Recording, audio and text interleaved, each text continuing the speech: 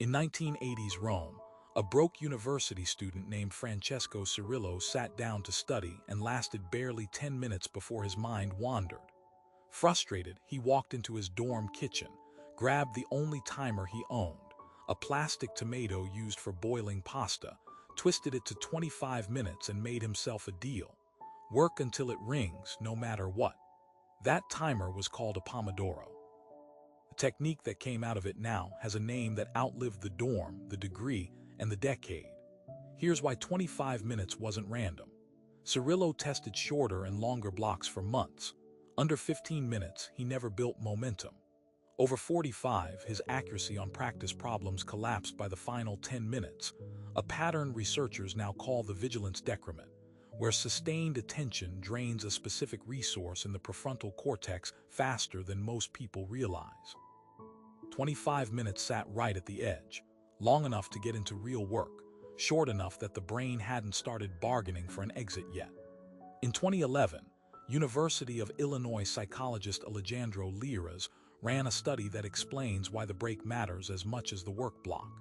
His team had participants do a 50-minute focused task straight through, then repeat it with brief, deliberate breaks inserted. The unbroken group's performance dropped sharply near the end. The group given short breaks kept their accuracy flat across the entire 50 minutes. Liras called it the same mechanism behind why a constant hum disappears from your awareness until it briefly stops. Attention needs interruption to reset, not willpower. We post a new one of these every single day, and the ones about how your own attention quietly resets itself tend to be the ones people come back for. So if that's useful, subscribing means you won't miss tomorrow's. Here's the complication almost nobody mentions. Cirillo's rule isn't 25 minutes of work. It's 25 minutes of work followed by exactly 5 minutes away from the task, screen included, and after 4 full cycles, a break of 15 to 30 minutes.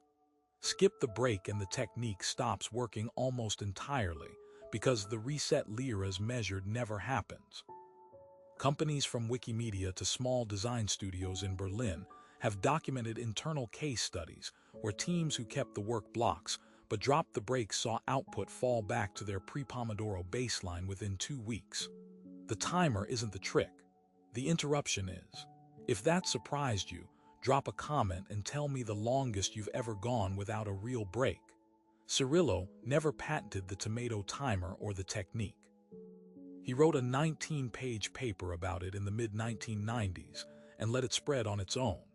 And today it's taught in productivity courses from Rome to Silicon Valley, without most people ever knowing the 25 minutes came from one exhausted student and a kitchen timer. Set your next work block for 25 minutes, take the full 5 after, and see what the 4th cycle feels like compared to the first.